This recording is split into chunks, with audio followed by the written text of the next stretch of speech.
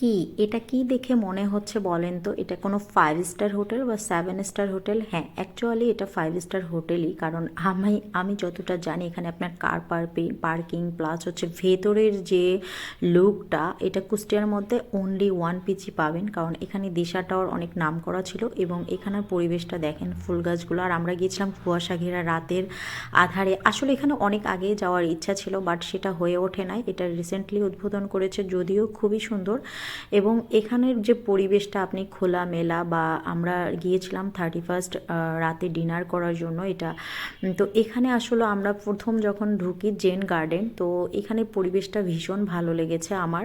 এক কথায় পরিবেশটা অসাধারণ। এনারা নাকি 2 বছর ধরে এর ডেকোরেশনটা করেছে, তো সেটা আসলে মানতেই হবে, কারণ এর ডেকোরেশনটা একদম অসাম ছিল জাস্ট। কারণ আপনার গেলে এখানে মন ভরে যাবে, একদম একটা বাহিরের কান্ট্রির মতো লাগবে, মনে হবে এটা 5 স্টার বা 7 স্টার হোটেলের মতো। এত এত সুন্দর পরিবেশটা দেখলেই আপনার মন জুড়িয়ে যাবে। বিশেষ করে আমরা যেহেতু গিয়েছিলাম শীতের সময়, তো শীতের সময় তো একটু এরকম লাগবে, বাট গরমের সময় যখন যাবেন, আপনার এই বাহিরের সাইডটাতে যখন খাবেন, আপনি বাহিরের ভিউটা নেবেন এবং এই সুন্দর পরিবেশটাতে আপনার খাবার খাওয়া আসলে অসম্ভব ভালো লাগার কথা।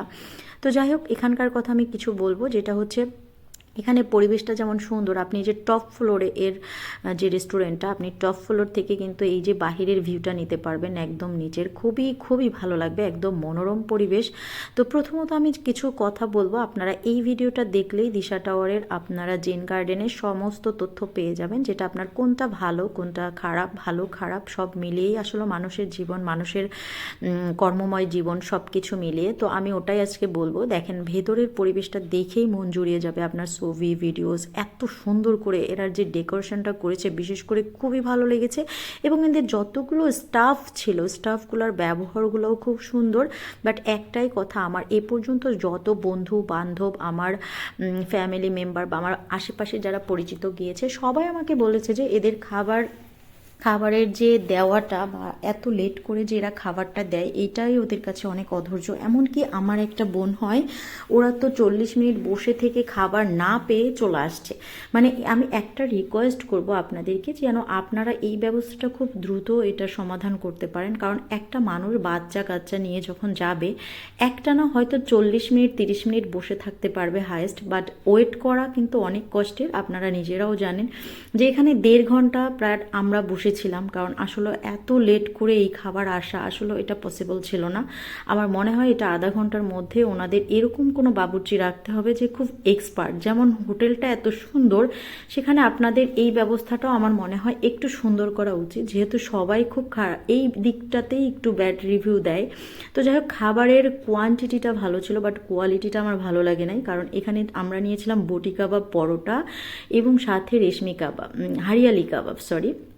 তো হারিয়ালি কাবাবটা মোটামুটি ছিল, আর সালাদ, 3টা সালাদই ভালো ছিল।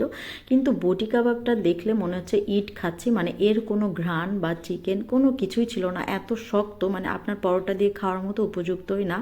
বাট আপনি যে হারিয়ালি কাবাবটা নিয়েছিলাম, এটা মোটামুটি ভালো ছিল, এতটাও ভালো ছিল না। কিন্তু এদের সালাদটা ভালো ছিল। তো যাই হোক, আসলে আমরা অনেকক্ষণ লেট করে খাবার পেয়েছিলাম। আসলে এইটা আপনারা একটু বিশেষ করে দেখবেন, কারণ এই জিনিসটা আসলেই কষ্টের, বাচ্চা কাচ্চা নিয়ে গেলে। তো আমরা 31স্টে ডিনার করার জন্য গিয়েছিলাম। এই হচ্ছে বাহিরের ভিউ, দেখেন কুয়াশা ঘেরা, কত সুন্দর। আসলে খাবারটা আমি একটা রিকোয়েস্ট করব, আপনারা অবশ্যই এই দিকটা একটু বিবেচনা করবেন। আমার খুবই ভালো লেগেছে। এছাড়া আপনাদের হোটেলের বাহিরে হোটেল এবং ভেতরে যে রেস্টুরেন্টের ভেতরে যে ভিউটা, বাহিরের ভিউ ভেতর থেকে নেওয়া আসলে অসম্ভব সুন্দর ছিল। তো যাই হোক, আজকের ভিডিওটা এ পর্যন্তই। সবাই ভালো থাকবেন। আল্লাহ হাফেজ।